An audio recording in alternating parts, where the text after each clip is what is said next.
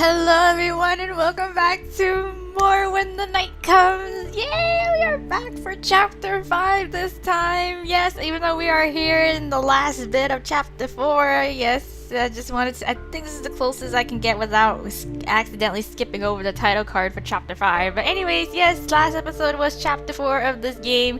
And essentially, I forgot what kind of happened. What happened?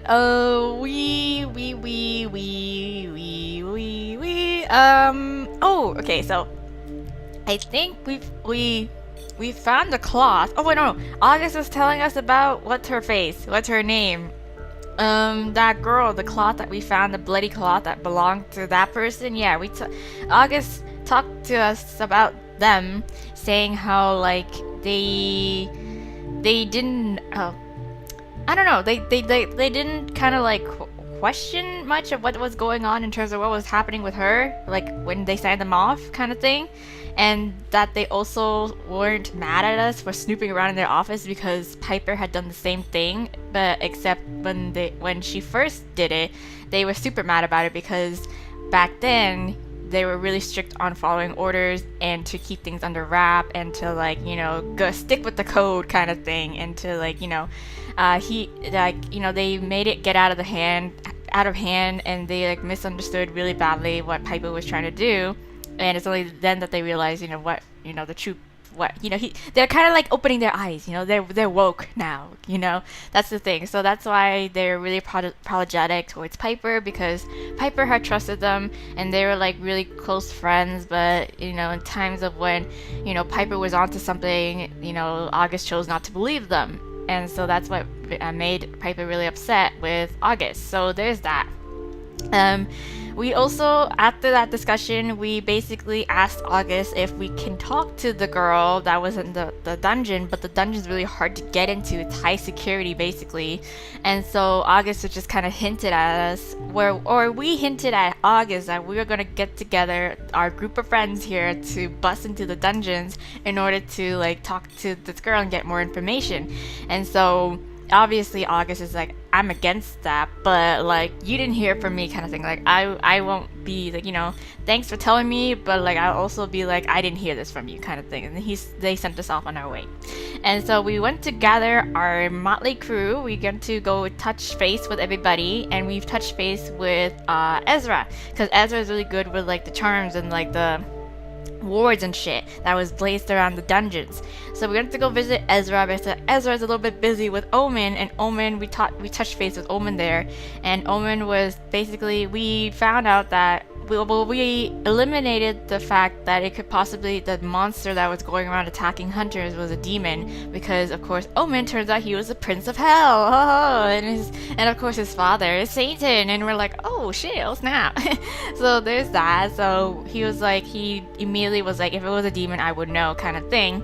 And you know, that he kind of sort of low-key ran away from home, and that's what he ended up with where Ezra is. And except now this time he's with Ezra's because he has his sister. Yes, Ezra's is tending to his sister who was in the back of the shop because she actually got attacked by the monster, and yeah, and so he's treating her. And then what's his face, Amoris, the guy, one of the twins to at the chapel, showed up because he was the lover of Omen's sister. I forgot her name. I keep forgetting names now. It's been so long. Anyway, so yeah, we asked Morris a couple of questions about his sister, and he just basically said like, you know, his sister is just really enthusiastic about her cause. He's not so much. He's sort of like really impassive about it. He only cares about Omen's sister's safety, and so, you know, he sees his sister sneak out and like feed the monster, etc., etc. And we left off with saying like, you know, we'll keep you both safe as so long as you kind of like be honest with us and tell us if anything strange is going on with your sister, that you would tell us immediately. And he was like, okay, fine, can I go now? And then he went to go off and talk to Omen's sister.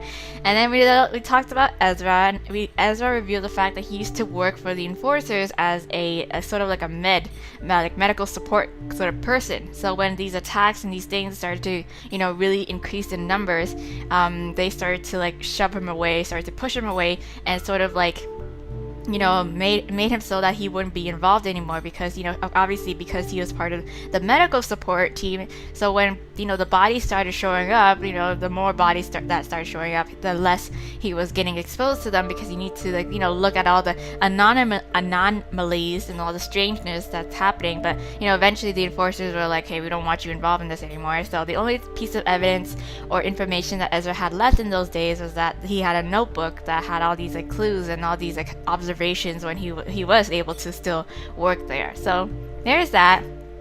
We then went to go see Piper, asked Piper to help us join in our little what's our heist to bust into the dungeon. She revealed again a little bit of her feelings on what she thought about August and that time when August caught her snooping about, and how she felt really betrayed by the fact that they didn't believe her when she said that something fishy was going on with the enforcers.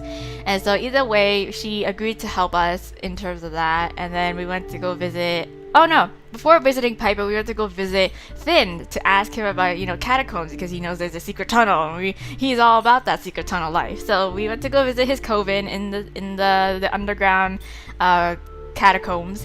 We met one of his underlings, and then we had a little chat. We got a little bit of flirt on, and then he told us that he would help us because he also has someone who also has gone missing. One of his coven members was missing, and he obviously assumed that the enforcers had captured him and had thrown him into the dungeon. So under the basis that he's a loyal friend, they've known each other for a really long time, they wouldn't desert Finn, and so that's his suspicion. And he's a special kind of vampire. I think he has special powers. I forgot what it was, but anyways, he would be of a person of interest to the enforcers, which is why that's what Finn believed, that he's as well locked in the dungeon. And also we found out a little bit more of Finn's backstory in terms of his previous sire, and how that previous sire murdered his love and his fiance, and basically took everything away from him to prevent him from ever getting away, and etc., etc. Basically his life, his shitty life, but with his sire before where he started his own coven. And he's doing, and we told him he's doing a good job. He's creating a really good family, and he's he's a great man, he's a great vampire, sort of person. So yeah, there's that. And then I think we touched base last with Alker, where he took us to the forest to have a small talk, and he told us about how before getting captured and getting branded, he got into a fight with a enforcer or a hunter, I think. I don't know, whatever. He had a fight with his sister. It was a full moon. He got into a fight with a hunter because he transformed, and he couldn't really control himself because of the full moon kind of thing. But he swears that he did not hurt the hunter, even though when he sort of came to, the hunter totally vanished, he was gone kind of thing. And he was I swear, even though I don't have that much control over when the full moon is up, I would remember hurting the hunter or killing him kind of thing. So there's that, and that's why he was captured. He got branded, he was interrogated, but they let him go because I think Harry, the head of the lieutenant general, was part of the person to campaign to let him go, and they didn't want to upset the community with the whole what's it called, the creature community thing. Yeah, that sort of relationship. The enforcers didn't want to have any sort of rift between them. That's why they let Alcor go. And then Alcor disappeared. He didn't even walk us back from the forest, and that's when we had our first encounter with the giant monster. I assumed it was a chimera from the way that we were describing it. It was all grotesque. It had these mismatched patches of skin. It had a third eye, and it had a third lazy eye, and it was really gross. And it gave out this powerful aura where we were rendered completely helpless. We were so impassive about it that we couldn't move our bodies, even though we needed to run. And then and we had this really strong sense of empathy towards it, until of course James, the ghost buddy of ours, snapped us out of it. And then we took off running. We ran back to Ezra's place because that's who I chose. You could have chosen anybody else, but I ran back to Ezra. And then we were shaken, we were shook, we were hella shook. Ezra calmed us down, and we had a little bit of a moment. We had our first kiss with Ezra, and then we like chilled, and we were like, yay, we're sort of progressing with our relationship with Ezra here, and that's where we are, and this is where we are. Yay! So that's a lot of exposition again, but we're gonna continue on this story, chapter 5, and so yeah, let's go. Let's do this. Let's just. Yes, I know. Everything will be fine. End of chapter 4. Yes. Okay, there we go. Here we go. Chapter 5, Faded Light. Here we go. Is this the day where we're going to do our heist? Strangely, I wake up with a smile upon my face. Of course you did, because you know what happened last night. Yeah, even though you were kind of low-key traumatized from seeing that monster for the first time, the one that's going around killing people, but you got yourself, you know, you're on your way to getting yourself a bae, yeah. Despite meeting the thing that's been wreaking havoc on this town, and despite the fact that it rendered me useless, I'm happy, because I'm happy, yes. It feels wrong, but I cannot ignore the way my chest aches when I think of Ezra. I know. Oh my god. When I think about kissing him, I know. Oh my god. I laugh to myself, feeling so much lighter somehow.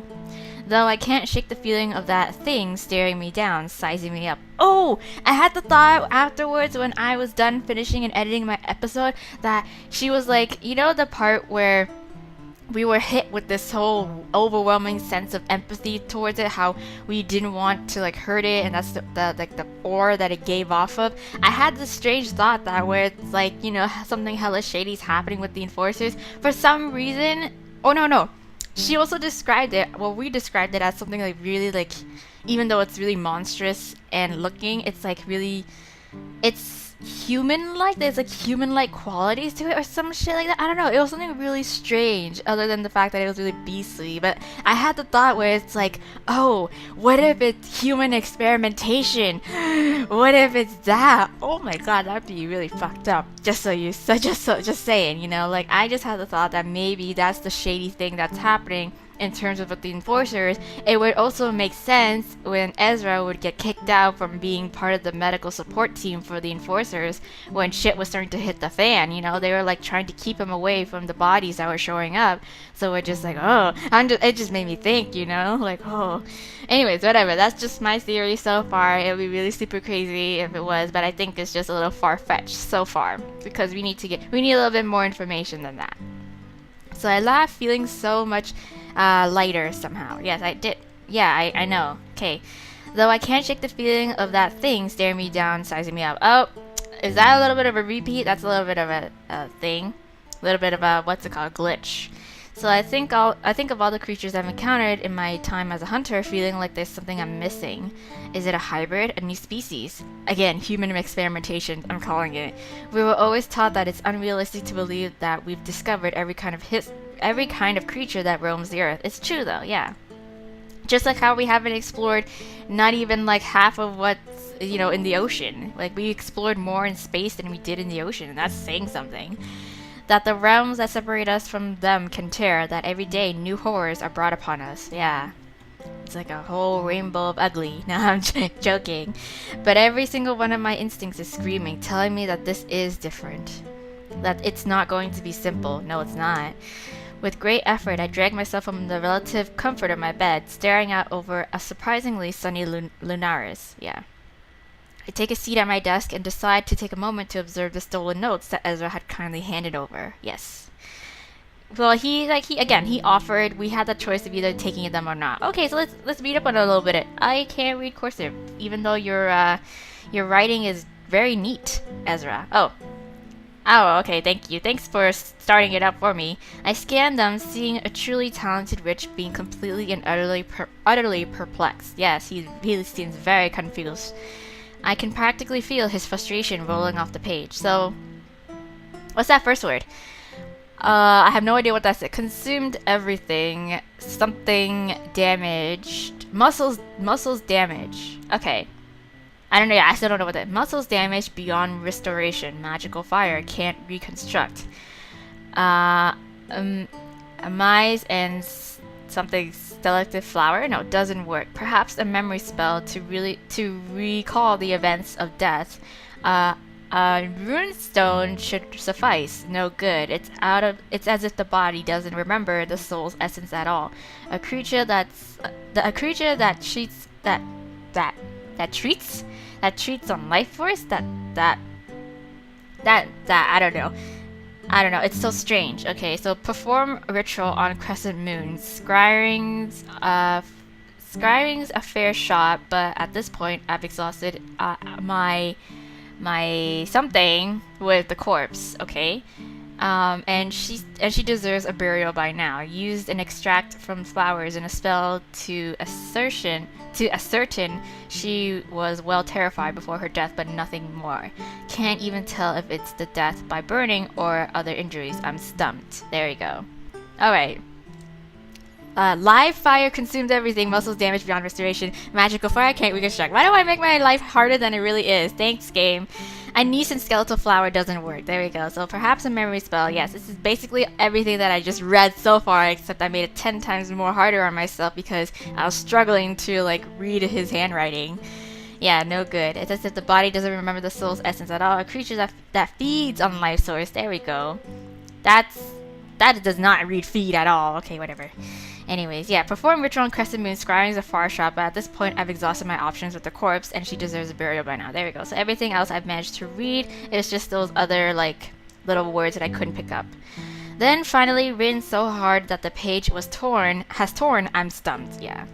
Aw, the complete lack of an intact body would have certainly made his job hard, but a witch of Ezra's skill can cast many spells to determine cause of death. But all he encountered was failed spell after failed spell. I set them aside, no time today to delve any deeper. Oh really, are you sure? Now it's time to write my report for last night. This should be interesting. Yes, first encounter with the monster. I was left petrified. So I check the conveniently placed clock outside of August's office door and take a deep breath. Okay, August, here we go. As I raise my fist to knock, I hear a crash. Uh-oh, are you okay? Buddy, my general, are you okay? I forgo knocking, pushing the door open and rushing to check that everything is okay. I scan the room, seeing no August, but then I see a pair of expensive heels sticking out from behind the desk, followed by a string of muttered curses in a language I don't recognize. August? August? They pop up, hair a mess, dark bags under their eyes. August, have you gone home at all? Hana, is it 9 already? Yes, it is. I nod, clocking that their clothes are wrinkled, which is odd. Very odd. Are you doing something behind your desk? Is that someone you want me to introduce you to? Wait, did you sleep here? Yeah. A quick, sharp burst of laughter that seems suspiciously nervous. Did I sleep in my office? Don't be preposterous. Hey man, I wouldn't put it past you. I stare them down, unconvinced. Yeah, August. What are you doing? They cover their mouths with their hand, coughing quietly. Yep, yes I did. Okay, cool. I had a lot on my mind. Okay, cool. Okay, well, at least you weren't doing something nasty in your office space so early in the morning. I'm just saying, like, you know, you gotta get clocked in. Everyone's clocking in at this point. I nod in understanding, itching to tell them about my encounter, but almost not wanting to burden them with yet another thing. Yeah, you seem really stressed. There was a little incident last night in the woods. Yeah, by the way, I accidentally came across the monster. An incident, you say? Yeah. Come, let's sit. Are you sure? Don't you want to grab like coffee or tea first? I take a deep breath, following them to their desk. I believe I encountered the creature. Yeah. The creature, as in the creature? Yes. The one and only. Yes. Their pale skin gets lighter somehow, and they take a deep, shuddering breath. Are you okay? And how are you okay? If so, some of our best hunters have perished by its hand. I got lucky. Well, about that, I settle in the comfortable chair opposite them, my mind reeling as I think about how the hell I'm going to explain this. Right, because we got a little bit of a ghost friend helping us. Firstly, don't think I'm crazy, okay? Okay. They don't seem convinced, but I continue regardless. James has been communicating with me somehow. It's like I can hear him, feel him, as if he's right beside me. Their expression remains neutral, that perfectly arched brow raised high. Okay, I gather that they wish for me to continue. It's happened a few times now, the most recent being last night. I'm pretty sure he's the reason I'm sitting here right now. Yeah. Thanks, buddy. He snapped me out of whatever thrall that thing had me under. They process what I've just said with an unreadable expression. I wait with bated breath, unable to get a read on their aura. Yeah. Are they going to laugh in my face? Tell me I'm insane? I see. Nah, they wouldn't do that. Well, I'm glad that he decided to help you, Hana. Great. To think what might have happened to you had he not, I'd rather not imagine. Yeah. I paused, mouth agape. I'm perplexed, not even a flinch. Are you the superstitious kind of type of person? I don't know. You seem rather calm. I expected... They raised their hand. Okay. A lot of things had happened in our world a lot of things that happen in our world are out of the ordinary, and we can't possibly explain every unusual occurrence. True. Ghosts are certainly not the strangest thing we deal with. There have been many recorded cases of many recorded cases of people claiming they've been contacted by the dead. Yeah, true. If Hunter Lane has somehow managed to communicate with you, then so be it. We can question it and attempt to understand it if you wish, but I consider that statement, deciding that yet another thing to add to the list would be a hindrance to us all. Yeah. That won't be necessary. Yeah, let me just leave my sixth sense alone. You felt fine during all of this? Nothing ails you when you experience this connection? Maybe a little bit of headache, but it's okay. I grimace, and August notices. You do well to tell me, Hunter Lee. Okay. I've been getting headaches, pretty intense ones. There's a lingering ache in my temple almost constantly, and it flares up whenever he's near. They press their finger to their lips, looking at me thoughtfully. Then they rise from their chair, walking to stand over me, wiggling their fingers in my direction. What? May I? Sure. Go ahead. I'd rather not. Oh, go ahead. Yeah, sure. do whatever you need to do. Yeah. Okay, I'm running out of what's it called? I'm running out of save slots, but it's okay. I'm gonna have to go back and do the story all over again to do the other routes anyway. So yeah, go ahead. I mean, I trust them. If you don't mind. Yeah. Go ahead. I nod, trusting them to do what they have to do. Just close your eyes. It won't hurt. Oh, I trust you then. I oblige, and I feel a distinct crackle in the air. The smell of ozone thicken my nostrils. The hairs on the back of my neck and arms stand, and I dare a peek at my enforcer. Their eyes are closed, too, their hands hovering carefully above my head, glowing a vibrant aquamarine. Closed. Okay. A quiet grumble, and I heed their instruction. A moment later, and I hear them huff. What? You're fine, thankfully. No damage detected. Oh, cool. I open my eyes, watching them sit back against the desk. Thank you, August. I should imagine it's rather unnerving having that happen, though. I do hope he's at least polite. Yeah, he's for the most part.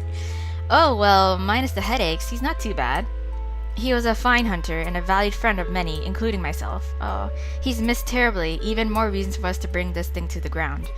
I silently ponder the implications if the enforcers are involved with this. To think it would do to Harry if the very agency he runs ended up being responsible for his husband's death. A loud knock interrupts my train of thought, and August throws me a look. They suddenly seem uncharacteristically nervous. Uh-oh. I tilt my head in question. I wonder if it's Harry. It's time I made amends. Oh, come in. Is it Piper? It's Piper! Aw, you guys are making up. Aw. The atmosphere immediately grows tense, both of them making a point to look at me and not each other. Have I been tricked into mediating? Yes, I think so. Oh, yes, apparently that's exactly what this is. I hear you have something to say to me? Oh god, August is gonna apologize. Oh my gosh, this is the first. I let out a breath I didn't realize I'd been holding, thanking the stars that Piper is choosing to break the ice somewhat civilly. August clears their throat, rubbing their gloved forefinger and thumb together. Seeing them unnerved is alarming. Yes, well, I wanted to apologize, formally. And for the first time, yeah. Yes, Piper, for the first time. If I could go back and change how I reacted, I would do it in a heartbeat. You didn't deserve any of this, and I'm sorry.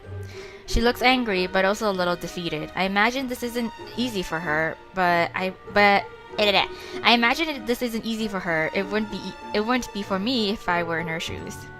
You really hurt me, August. It will take time for us to get back to where we were. But Hana told me that you really do wish to make amends and that you're on our side in all of this, so I accept your apology. Yeah. Take however long you need. Whatever I can do to make it easier, I shall, to prove to you that I mean it. Piper quirks a single brow, a smile creeping onto her lips. Well, I'm not arm wrestling you ever again. I'd rather you drove a dagger through my heart, frankly. Is it really that bad? That's a bit drastic. Anyway, shall we discuss this plan of yours, Hunter Lee? Alright, my heist. Yes, please. General, you and Ezra will see the wards whilst Piper and I meet Finn in the catacombs. He'll escort us to the hidden entrance to the dungeons and be our lookout. There, Piper and I will enter and gather as much intel as we can for as long as you're able to stave off the protections.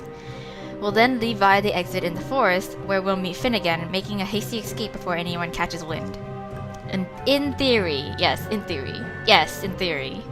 August purses their lips, taking in the provided information. I see, and you're satisfied with this? That it's achievable without any of us getting caught? I wouldn't. Yeah, don't take my word for it. Piper and I share a glance, and she nods. I am, yes. Regardless, I think it's necessary. We cannot proceed with our investigation without seeing what they're keeping down there. Or what they're not keeping down there. This could change the whole investigation, August. Very well, I trust you, both of you. Okay, I guess the next thing for us to do is visit the witch then. Yes. Piper tilts her head at them, her eyes wide, and August sighs deeply. Sorry, Ezra. Well done, you're getting there. Just try it without the attitude next time, yeah? I'll wait for you at the entrance to the Casimir end of the catacombs come nightfall. Okay, be careful, Merriman. I know you're capable, but be on your guard. Piper offers him a small smile, and it seems genuine for the very first time. Always am, General. I must change quickly first, but we should make a move. Okay. Alrighty then, I'll leave you to it. Gotta look fabulous. The shop is quiet, much like August as they stand stoically by my side. I spare them a glance, watching how they smooth their freshly pressed, clean outfit. Don't be nervous. Ezra doesn't bite. Thought y'all are friends. Don't get sassy with me. I laugh at their non-threatening tone, and Ezra appears from the back room. Hello? Oh, good morning. Yeah, August stares almost as if they're paralyzed, Ezra's green eyes boring into them with a shining curiosity. Ezra subtly flicks his gaze to me, a singular eyebrow slowly rising in question. General, didn't you want to speak to Ezra? Hello? I contemplate my next move and decide to take my life in my hands, nudging August forward with a gentle hand. Yeah. Come on, you can do it. Rather than tearing my arm clean from my body, they simply throw me a glare, putting themselves to rights as they come to stand in front of the young witch. Ezra, it's time I apologize to you. Well, August, just going around, just apologizing everywhere. Oh? The shock on Ezra's face is evident, but he quickly recovers. Gus, you don't have... yes, I do. In the interest of not being here explaining all day, I'll keep it short. I should never have left Algeria? Yeah, I should have never left Algeria the way I did, or at least without giving you an explanation. I owed you that, and that I'm sorry. I was too caught up in my own issues to bother. And I certainly shouldn't have treated you the way I did towards the end of your time under my tuition, yes, blah. Nor the time in which we've coexisted here, yeah. You know what Oreburan and Lady Adalia were like? Yeah. I am stumbling over my words because of all these really new names, so I am having trouble pronouncing them. So you know what Oreburan, oh god, and Lady Adalia were like. They always made comments about how you were surpassing me, about how disappointed they were. Damn. That's because you taught me, Gus. I'm powerful because of you, yeah. I wouldn't be half the witch I am today if not for your teachings. I continued my studies long after you left, all from your books. August looks shocked, like they don't quite know what to say. Color rises to their cheeks, and they quickly avert their gaze as Ezra continues. Aww, your affinity with psionics remains unparalleled, and your parents were fools not to see that. I still look up to you, could still learn from you. My healing is still something to be desired. Well, you can't be good at everything. I know. They share a smile, and August looks like a different person. They stand a little taller, like a huge weight has been lifted. Aw, making amends suits them. Right? I accept your apology. I should never have blamed you for the insecurities my parents planted in my head. I can't take back what happened, but we can move forward. Exactly. We can. We will. Aw, you guys. You guys. You guys. Y'all making me all soft. Anyways, yes. So let's override the save and let's just ask questions. I feel like we can ask all the questions that we can. So let's just go in order. So what was it like growing up in Algeria? I hope I'm pronouncing that right. Incredibly boring, but enchanting nonetheless. Yes, perfectly summed up. There was nothing very special about it, but it was strangely charming. Truly the only interesting thing to do there was learn magic. Witches would flock there to learn at the academy August's family ran.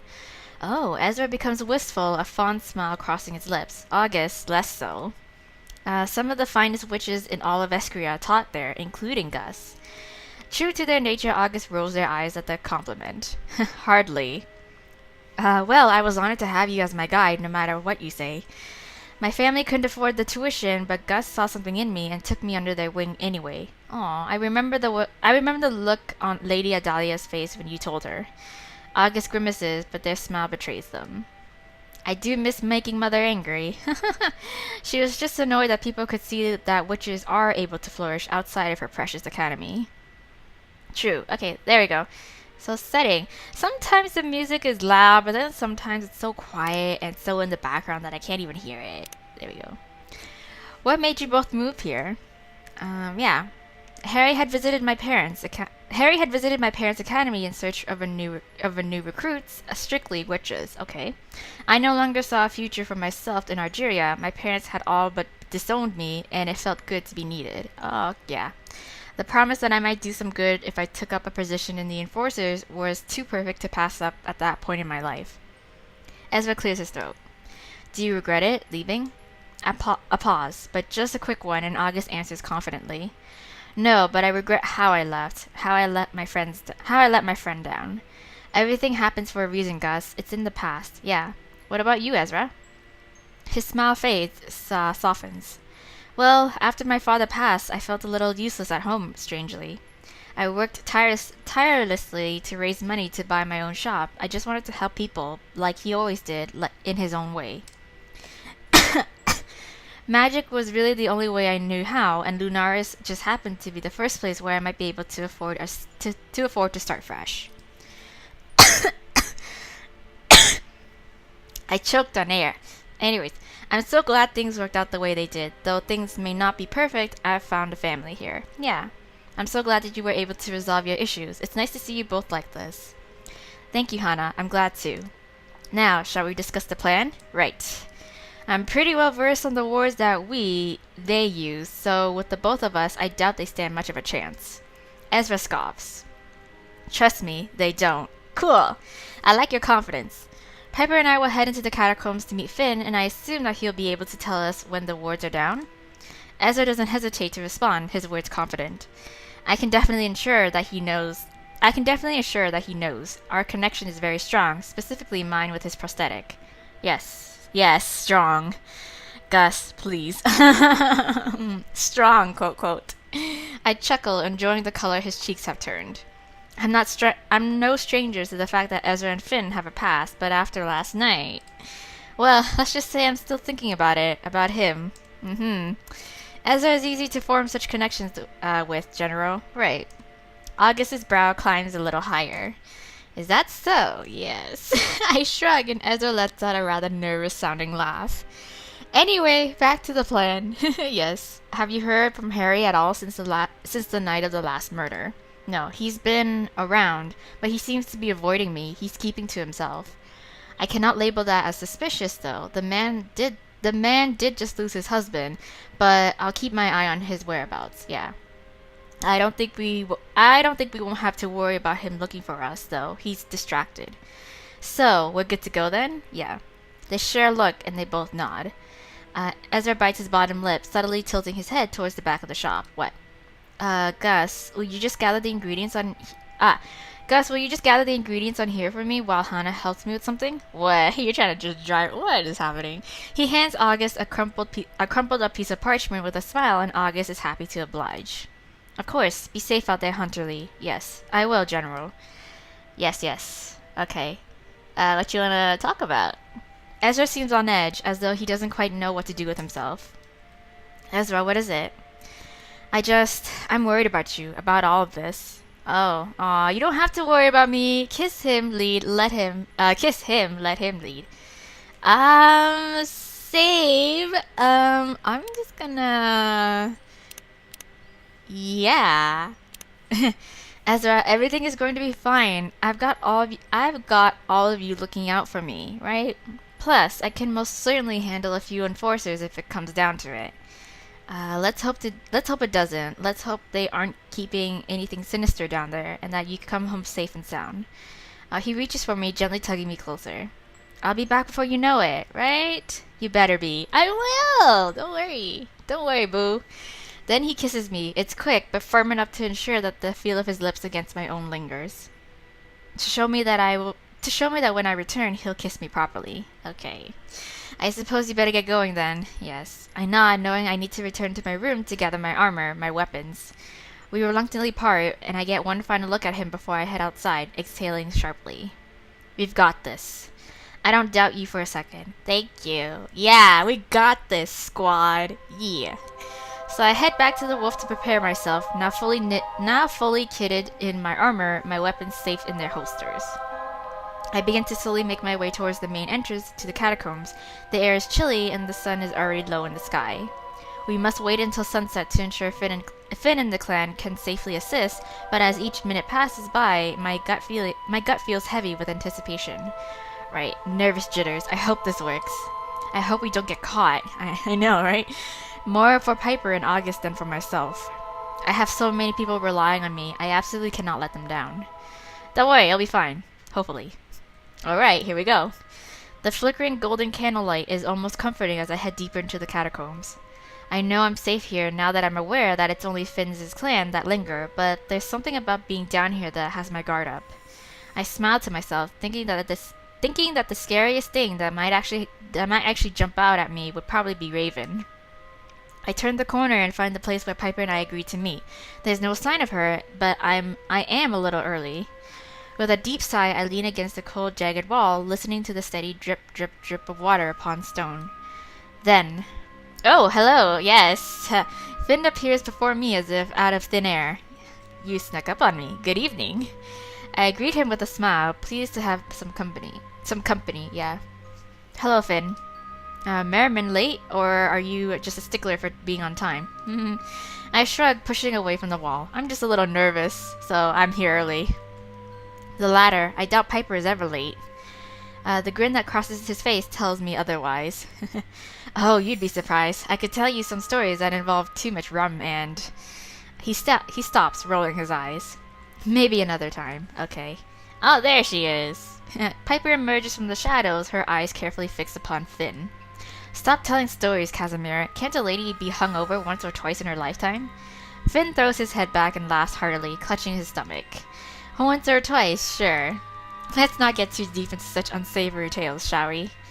He quickly straightens up, his smile fading. The way his eyes widen telling me I definitely do want Piper to get into such unsavory tales. Okay, another time. Alas, maybe at a more appropriate time? Yes.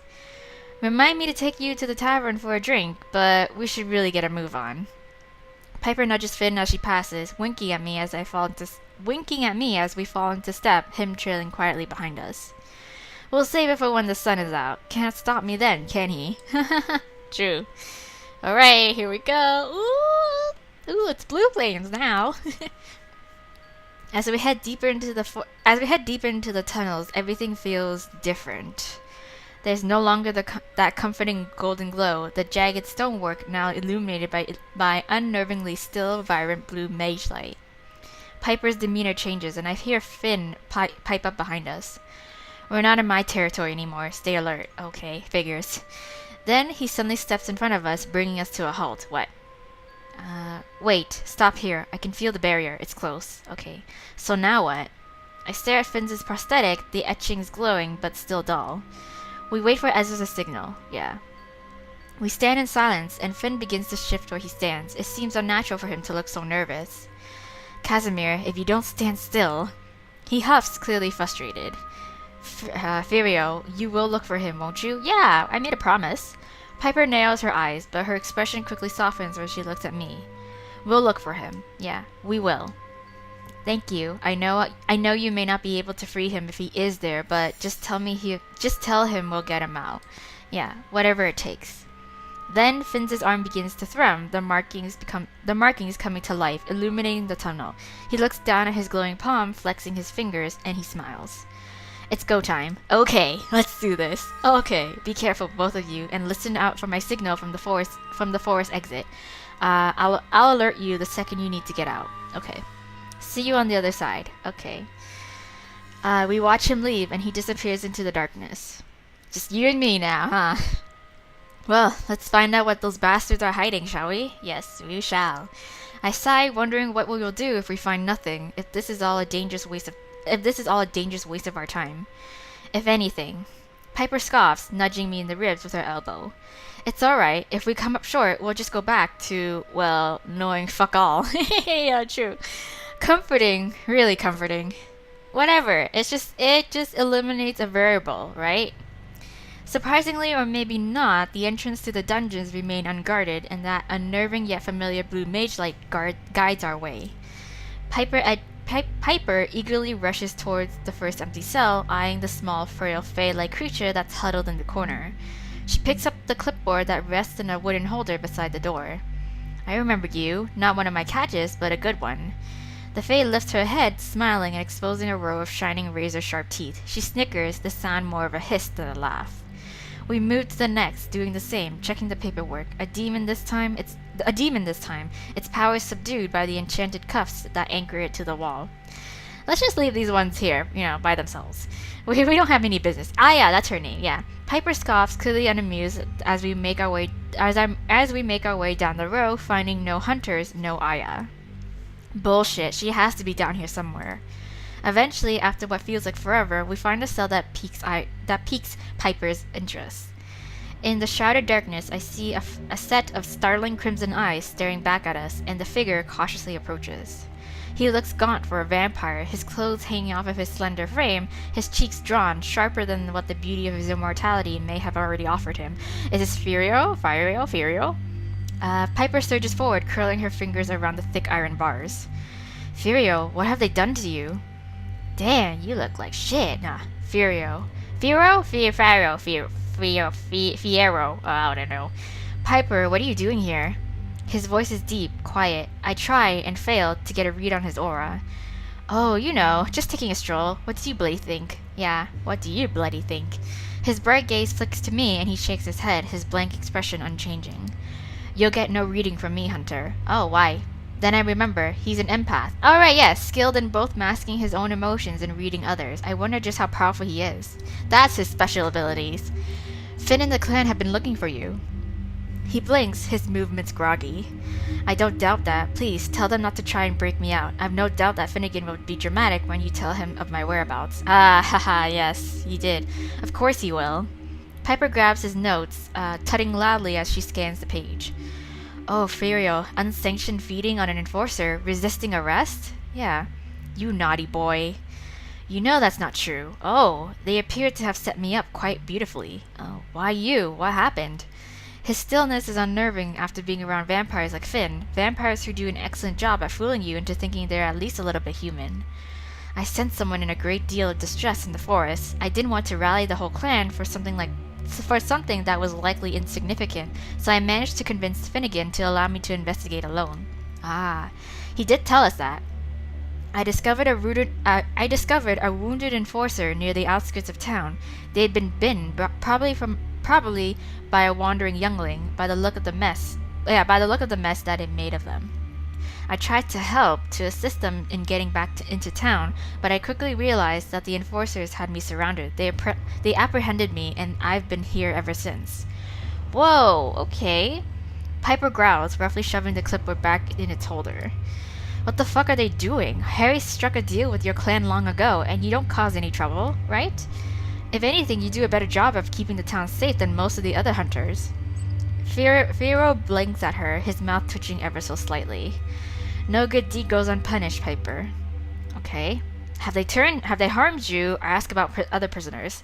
Well, again, he looks a little worse for wear, so I'm not too sure about I'm very doubtful that they didn't harm him. But let's ask anyways. I hate to think it, but I have to ask. Have they hurt you at all? Yes, they have not beaten me, nor have they tried to, and I'm not interested in being a troublesome prisoner. Okay, so good. I feel a but coming. But they have been taking my blood. You fucking what? That seems pretty important. Leading with that would have been handy, right? I mean, hello, that was really important. Sorry. His lips twitch as if he might be considering smiling. He rolls up his sleeve, and his forearm is covered in angry bruises. I've never seen a vampire mark this easily, unless they've been starving you. Oh shit. He covers his arm, nodding. Yes. Piper's gaze is fixed firmly upon the ground, her brows furrowed. She's restless, agitated. I am too. What could they possibly want your blood for? Human experimentation! I'm telling you! I'm calling it. I wish I knew. It's none of this makes sense, yeah. Okay, let's ask him the last question. So ask about the other prisoners. Have you seen any humans being brought down here, specifically hunters? Yeah, they keep the others far away from me, as you can see. He's right, there's at least 5 or 6 empty cells between him and the next occupied one. Though I might have sensed something. I assumed at first it was my hunger dulling my senses, but his brow furrows. I'm confused about what species they are. Their scent is unusual. Unusual how? Yeah. It wasn't human, but it also wasn't something I'm familiar with either. No creature that I've ever come across anyway. And, well, I've lived long enough to know when something isn't right, when something is new. I look at Piper, and she's doing everything she can to avoid eye contact. She's thinking about Aya. I can feel worry rolling off of her in waves. Piper, I need to know if my friend is alive. Fyro offers her a sorry look, the most animated he's been thus far. I suspect that he can feel her pain, her anger. I wish I could offer some clarity, but I cannot. All I know is that your enforcers aren't the honorable agency that they claim to be. Something dangerous is afoot. She visibly deflates, her shoulders sagging, her balled fists relaxing. What are they doing? I've dedicated my life to these people, so have you. I nod, a lump in my throat. I feel sick, everything inside me screaming, telling me this is all wrong. If Aya has been here, there'll be a trace. There has to be. You're right, we should keep looking. I clutch the bars, getting closer to Fyro, holding his gaze. I cannot set him free right now, not when we don't know how much time we have, but I won't leave him here to wither and die. We'll get you out of here soon. Somehow, I don't doubt that, Hunter. Piper tugs at my sleeve. Okay, so we may not have much time. Right. Fyro quietly sinks back into the darkness of his cell, and I watch him settle upon the ground. It pains me to leave him, but I know he'll be okay. He survived Levi. He can survive this. Yeah. Okay, let's continue. We find the warden's desk, rifling through the drawers with haste, and Piper gasps as she sets her sights on a bundle of prisoner manifestos, the type that should be outside their cell. Oh, these are incomplete. Why are they tucked away in here? She reads it quickly, her eyes frantic as she scans the messy writing. I see her resisting the urge to crumble the parchment, instead handing it to me and turning away, her hands in her hair.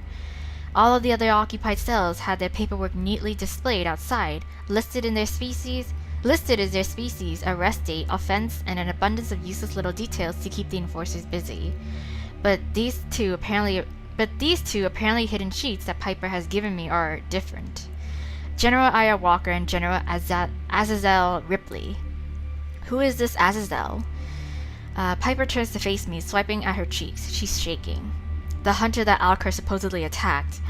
The reason he got his brand. Oh shit, yeah, I was gonna say. Oh shit.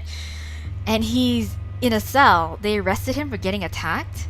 I hate to say it for what feels like the trillionth time, but what the fuck? They checked Aya out of her cell last night. Him too. Fuck. But look. What? She points at the time scribbled next to their names, and there's only a checkout. Oh, they haven't come back. It's been over 24 hours. They haven't come back. Then a loud banging echoes from down the hallway, and Piper quickly snatches the manifests from my hands, shoving them into her shirt. Let's go. Okay, bye-bye. We move as fast as we can while staying cautious. Finn has signaled us for a reason, but be it an enforcer guard approaching or the wards being recast. Either way, we need to get out of here. Yes, we need to go. We need to get going. We hear muffled voices drawing nearer and quickly flatten ourselves against the wall, but we're not hidden. Shit. Yeah, there's nowhere to hide. The forest exit is in sight, our escape. Piper turns to look at me. It's your call, General. What? Run? Wait. Oh, shit. We gotta go. But, like, we need to go. Oh, shit. We need to run. There's nowhere to hide. There's honestly, we pressed ourselves against the wall. There's like where we're still like out in the open. We need to run. I see no other option. Time is ticking and we can't stand around and pray we don't get caught. We run for it, on my signal. Piper nods, staying focused on me. I close my eyes, shutting everything else out around me. I can hear them, 2 people, seemingly not aware of our presence. Yet. Casual conversation, footsteps drawing nearer, but from the dungeon entrance, far away from us. I open my eyes and hold up my hand, signaling to advance. We run, pushing open the heavy door with ease. Cool, crisp air hits my face and I spot a tall, dark figure waiting for us. Huh. Yeah, I ain't waiting around for that shit. We need to go. We need to get out of here. You made it, yes. He ushers us away from the door, pushing it closed as quietly as he can. Follow me. Okay. Woof. He leads us just a short distance away, into a small clearing where we can still see the unsurprisingly well-hidden dungeon exit. Okay. What did you find? Shady ass shit is what we found. Piper growls, still seething, still hurting. Enough to tell us who we truly cannot trust. Finn's mouth is set in a thin line, and he nods, taking the hint not to pry further just yet. There are guards approaching, a routine perimeter search. You should head out. Okay. Right, we should split up, just to be safe. I'll head home and get these hidden. She pats her pocket, where the manifests are safely tucked away. Just what I've always wanted, being left alone in these fucking woods again. I know, right? You guys gonna leave me alone again? I've encountered the monsters here. The clans are scattered around the forest. If you see the creature, don't engage. Okay. Not after what happened to Hana. Piper nods, her face grim. Later. Okay. Get home safe, people. I turn to Finn quickly, needing to tell him about his friend. Fyro's in there. He's alive. Well, you know, ish. He's alive. Yeah, he is. I smile at his obvious glee. We found Fyro. We found evidence. We got in and out without getting detected. Yes, tonight was not wasted, and nor was it a complete disaster. Thank you, Hana. I owe you a debt of gratitude. Yes. He helped us too. He had information, and we found something that might actually help us really make waves. Then, before he can respond, he freezes up, eyes wide, fists clenched, and he looks at me with a stern gaze. You need to go. Now. They're close. Oh shit. I'll distract them if need be. You being caught out here after papers going missing in there is not something we want them to put together. Right. Head south. A friend is waiting for you. Didn't think we'd leave you out here all alone again, did you? A friend? Just go. Okay. I think it's Alker. I bet it's Alker. He's like the only one. He's like the only one we haven't seen throughout this entire haste. And we asked him to help too. So the tone of his voice tells me I don't have time to question him. He's right too. I shouldn't be here, no matter how innocent it might look on the surface. I head south as instructed, hearing a rustling in the tree line. Ah, I knew it. Hey. I stopped dead in my tracks at the sight of him, huffing. Hey yourself, so you're the friend then? Yeah. I'm the friend, whatever that means. Come on, follow me, keep up. Okay, cool. Alker keeps glancing over his shoulder at me as we move deeper into the forest, following a trail in the dirt so faint I could barely detect it. I almost want to tell him that he needn't be worried about me disappearing in the puff of smoke, but the weighty, grim silence and what I have just learned kills the comment in my chest. It takes some time for me to realize, but the boulder in the woods Alker eventually stops at has the outline of an opening to it. With a smirk thrown over his shoulder at me, he bends and presses his palm into the dirt. So this is where you've been hiding all this time? Yeah, I guess so. This is pretty new, but Omen started hanging around more. Sometimes he wanted to stay with me, wanting to give Ezra space, you know? So, okay, your little secret hideout then. I watch his shoulders rise and fall in a sharp, short shrug. Can't leave him out in the cold, even if he doesn't feel it. Speaking of, he's down here with me. Okay. So with a final grunt, Alker slides back what seems a patch of grass and dirt, and the entrance is disguised impressively convincing. He reveals a narrow stone staircase leading down under the earth. Okay. I come to stand next to him, peering into the abyss. Not that it is dark down there. I see the dim glow of fire, and could tell it is warmer down there than up here. As this is a miracle worker, huh? And Finn, you won't believe what a clan of vampires and a witch with a desire to nurture you at any given opportunity can do once they put their minds to it. They're like parents. With a smirk, he beckons me to go on ahead. I oblige and hear him slide the hatch door closed above our heads. Yeah. Alright, we get to visit his house. Aw, this is so cozy! It's not a very long descent, some 10-12 steps at most. I find myself standing in a circular, brightly but gently lit space, its stone walls partially hidden by a curtain strewn about the place, softening the impression that it's, well, a cave. Yeah, it's cute. The strings of lights are clearly Ezra's idea. There are cushions and chairs in all sides of the room, though, and I have to wonder if Alcor didn't break into Piper's house and take some decor notes from her, too. I resolve to ask him later, as the familiar figure curled up and fuming on one of the couches draw my attention immediately. Hello. Hana, hello. Owen hops to his feet, dusting his hands on his trousers. His movement sends a flutter of empty candy wrappers on the floor, causing him to flush bright red, turn, and try to pick them up. Aw, he's just like eating candy. Alcor snorts as he comes to sit down next to Omen. Well, next to where Omen just vacated, and waves a careless hand. Worry about them later, or maybe you can do that burn thing trick? Yeah, the burn thing trick, right? Omen gives me a nervous look. Then his face relaxes and he smiles. The wrappers catch fire with barely a flicker of his power and burn to nothing. And it is the first display of his power Omen has shown me. And as he sits back down and picks up the cushion to hug, I think he is more relaxed than he's been as well. Yeah. Alcor gives him a pat on the back and grins, gesturing towards me. See, it's alright. Yes, of course. Omen turns and regards me for a moment. Then he smiles, shy but soft and relieved. I find myself feeling the same, whether or not I can move my facial muscles to mirror his. Glad to see you here. I was getting worried. I can see the surprise on his face before he laughs it away, covering his mouth with the back of one hand. I appreciate your concern, but given everything, maybe it should be I who I am worried. It should be I who am worried. I was, in fact, but I was, yeah. Omen glances to the side, sheepish. Behind him, Alcor is mouthing something. Spat with his sister. Oh, I nod along, not sure what exactly to say. Omen hasn't been the one to volunteer much information on himself and his sister beyond the big reveal, and at this point, I'm not sure if it would be more or less awkward to ask. After all, I am fairly sure that they are not in any sense responsible for things going to shit around this town, not with what I know now. Yeah, fairly sure, hopefully. Figured he should be staying out of sight when he can burst into flames at any moment. Omen whiffs around to face him, and I can hear the fluster in his voice. I was not. Alcor shrugs lazily, shooting me a shit-eating grin as though trying to rope me into teasing. If it counts as teasing, I see the tail of Omen's hair already gaining a cherry red wisp-like quality. Don't worry, you look cute when you're on fire. Omen groans, burying his face in his hands. I stifle a laugh despite myself and come to sit down next to Alcor on the couch. Omen gives me a sharp look like I've done him a small betrayal, but joins Alcor on the other side. He picks up a cushion and holds it close to his chest. We sit in silence for a long minute, and it is the most peace I have had for a very long time, especially since coming to Lunaris. Yes. These two don't know much of anything, I realize. Well, perhaps not much more than me, even though Alcor has clearly been snooping around, and Omen definitely, carries his own bag of secrets. Yes, we still have yet to really, I guess, delve in more to each character's backstory / secret / more info on them. Well, yeah, naturally given, because, we were not pursuing these guys yet, so we don't know much, but perhaps maybe just snippets of it, not the full story necessarily, because that's more into their route.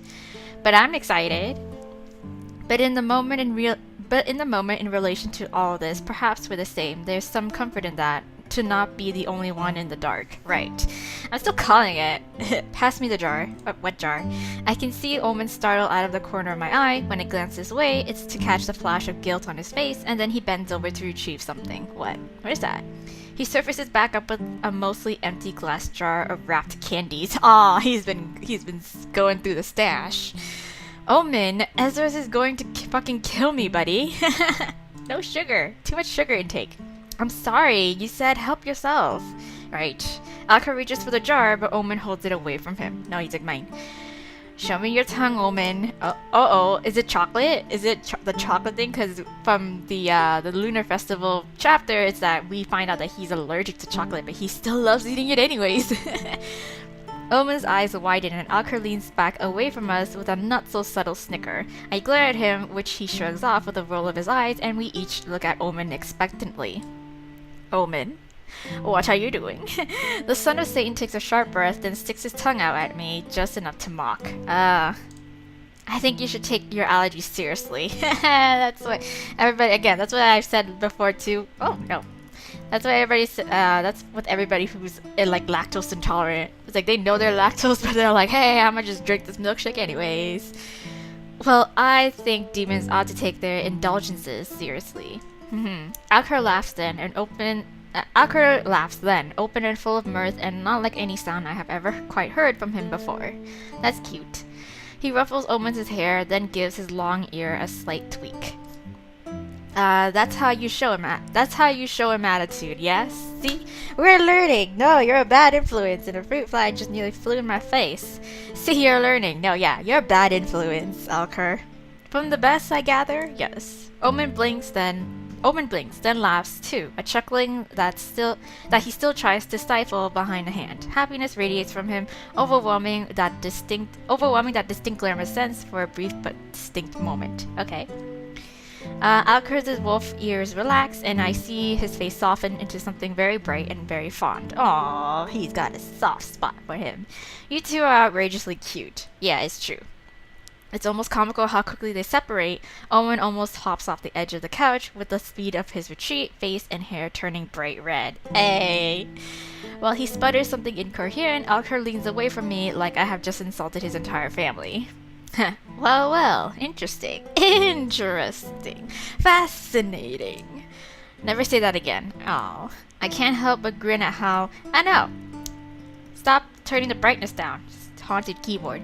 I can't help but grin at how empathetically he says it. Can't handle a bit of truth, can you? Yeah, no, we're friends. Friendship. Okay. He nods vigorously, mostly to himself, I think, and he clutches the cushion closer to his chest, his eyes looking everywhere but at me. Alker's head whips around at the speed of light, his wolf ears flattening into his soft hair. Whatever expression is on his face that I can't see makes Omen pause. He stares back, jaws slack. Oh, what does that say? I can't speak demon. Demon! I can't speak it. Layexasena? What the heck? Then he covers his face with the pillow to muffle the rest of whatever that was. Yes. Alka turns back to him, expression grim. Now look what you've done. He's fucking steaming. I'm sorry. Omen smacks Alker's knee hard, at which point I decide, and the two of them ought to be grateful for my graciousness, that perhaps it's safe and time to leave. Yes. Thank you for your hospitality. Chuckling, I rise from the couch and take a step away, putting some good, much-needed distance between the pair and the mess they're quickly falling apart in. Alright, you two win. I'll leave you alone. Alker gives me a narrow-eyed look. Interestingly enough, I see his fluffy tail curl around Omen, almost protectively, and Omen's own tail wraps around the fur, twisting in. Coincidence? I don't think so. But saying so might get a half lichen at my throat. At least I gather as such from the way Alker's shoulders are tense, so I keep my mouth shut. Likely he would do me no harm, but even so, yeah, it's like, okay, I get it. Like, I won't push your buttons. Besides, staying right here affords me the best view of this mess. I cross my arms, fighting the amusement down. Hey! Stop it! Of all the revelations in this town, this is the most welcome one yet. I'd better head out then. Yeah. Stay safe and all that. Not that you need that, chap, big and strong as you are. Again, might I remind you of what happened the first time I actually saw the monster? Good night. Okay. Alka glowers at me, but I distinctly hear no further protest from him. Okay, bye guys. Keep it safe. I head straight for the shop when I leave the forest without incident, remembering my promise to Ezra and August that I let them know I was safe. Yeah, guys, hello. I push open the doors, smiling as the bell rings, and I spot Ezra and Finn in a somewhat heated debate.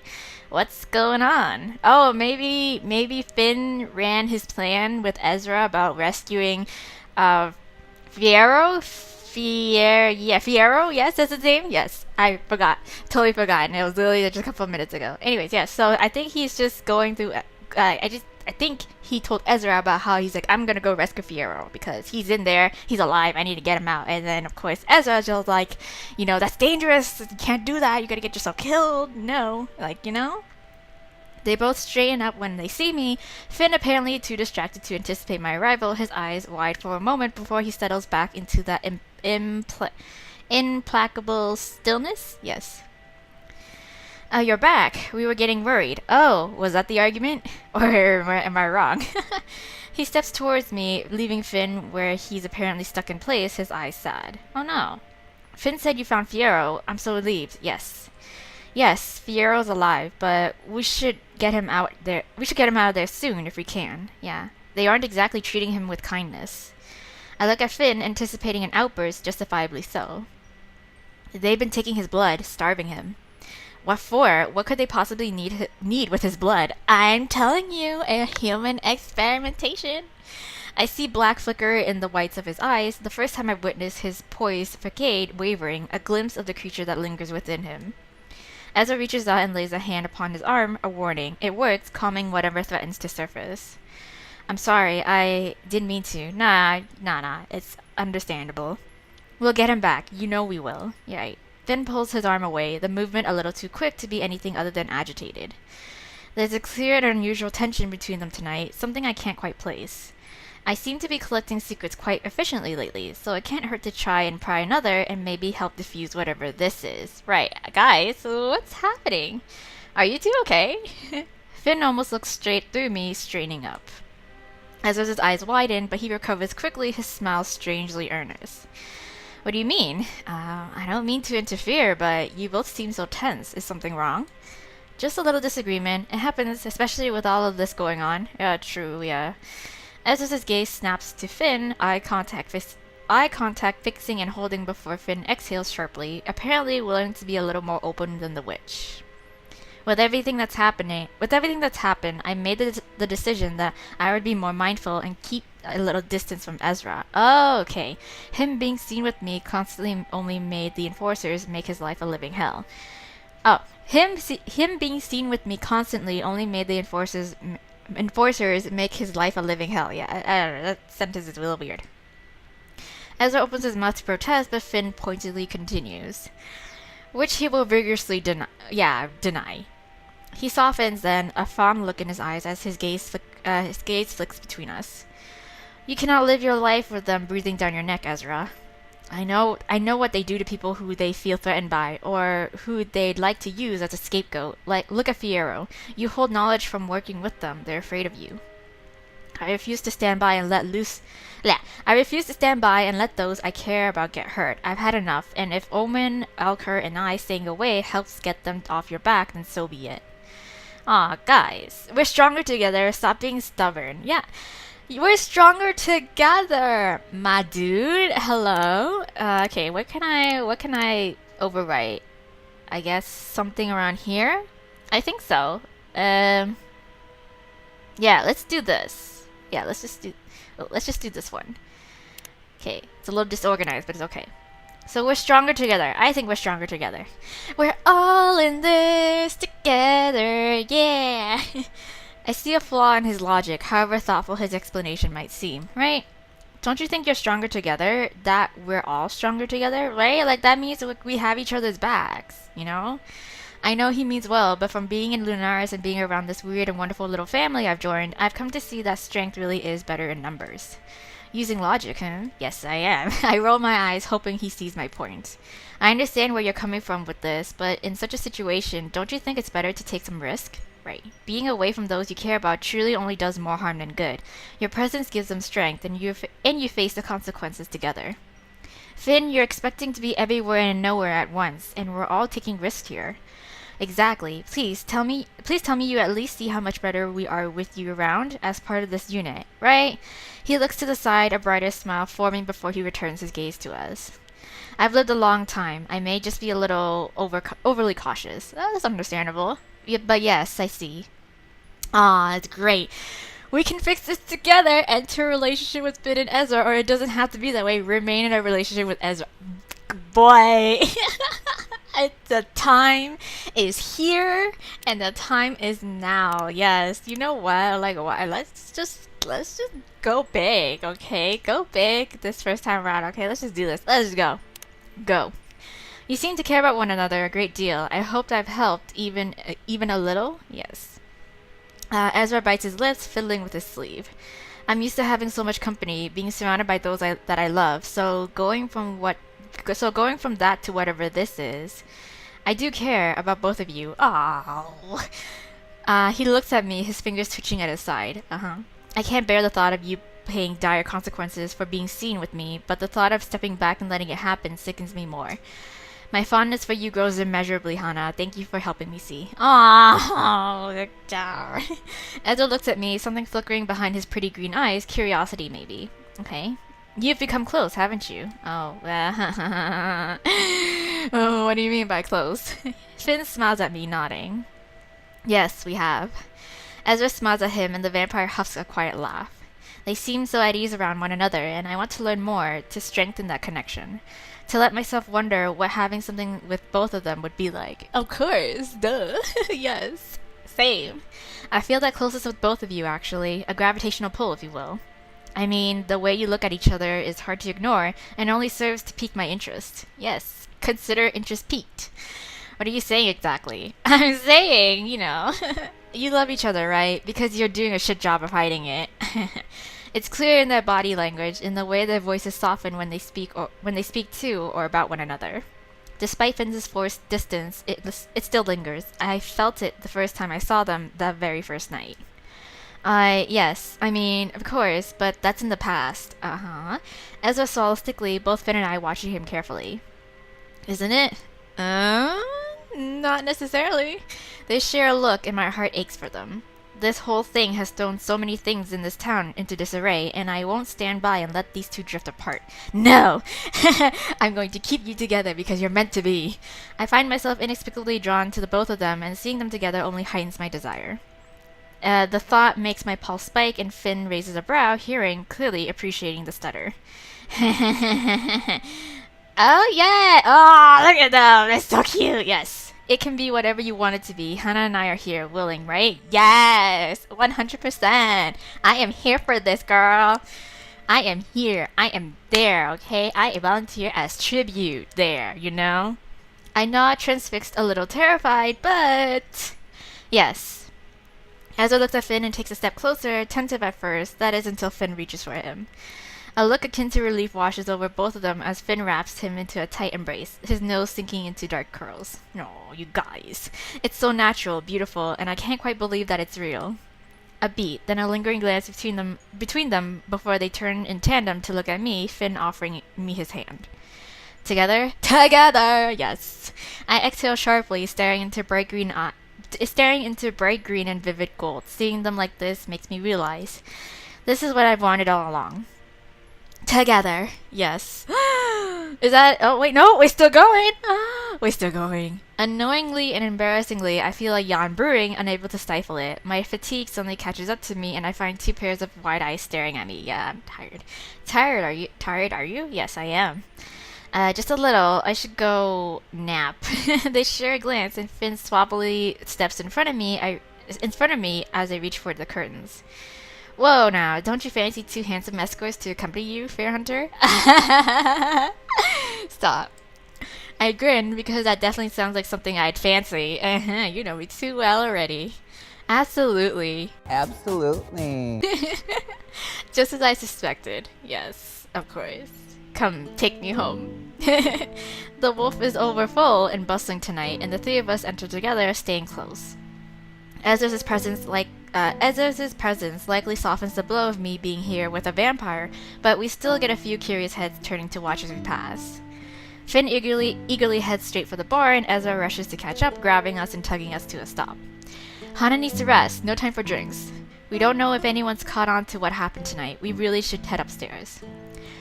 They both look at me, eerily in sync. Okay, very well, let's go to my room. Let's go back to my room. I know it's a little messy, but... I breathe a sigh of relief as the door clicks shut behind us, and Ezra's eyes are curious as he takes in his surroundings. Finn, however, heads straight for the bed, a predictable man. Hi, man. He's just simple, man. He sees the bed, he just lies on it. Same with me. He throws me a loaded glance over his shoulder as he runs his fingers over the top of the sheets. Hey now, stop! It makes my skin feel hot. Then an experimental push on the mattress and he grimaces. Yeah, it's not the comfiest. Erg, it's like a rock, a lumpy one at that, I know. Ezra shrugs, clearly attempting to be a little more polite about my new home. It's a lot nicer than I expected, you know, for the wolf. Hey, don't knock the wolf. It's not all bad. It's not all bad. We both throw him a look and he scoffs. He flops down onto the bed, bouncing up and down, stopping when Ezra throws him a warning look. Fine, it's terrible. I eagerly make my way over to the bed to take a seat beside him, and Finn immediately slides closer. I've definitely had worse than this in my time as a hunter, so I'll take it. I have a roof at least. Oh, yes, I suppose you have, yeah. If you think this is bad, I once slept in a smelly sea cave for the night back. I once slept in a smelly sea cave for the night back. At the mention of said sea cave, Ezra looks like he's seen a ghost. Why? Finn, not that one. I laugh, enjoying their quiet banter. Why, what's so bad about that one? I want to hear about the smelly sea cave, right? Oh, what? One for another time, maybe? That's what you said last time, too, about drunk Piper. I want to hear more of that, too. Yes, you may need alcohol. Do I? Anyway, I sometimes forget that you move around so much. Hana, Hana. It feels a little like you've been here before. You've been here forever. I know, right? I just fit right in. It does, doesn't it? Ezra finally joins us, sitting on my free side, and Finn watches us both with a fond look. Aww. With little thought, I reach for both of them, holding their hands, hot and cold, perfect opposites. It helps that I have both of you. Though what you found tonight wasn't pleasant, I still feel like a weight has been lifted, like we are finally getting somewhere. Exactly. In more ways than one. I scoff, shifting closer to Ezra as Finn's arm winds around my waist. Thanks to you for bringing everyone together. Aw, it's all thanks to you. You give me too much credit.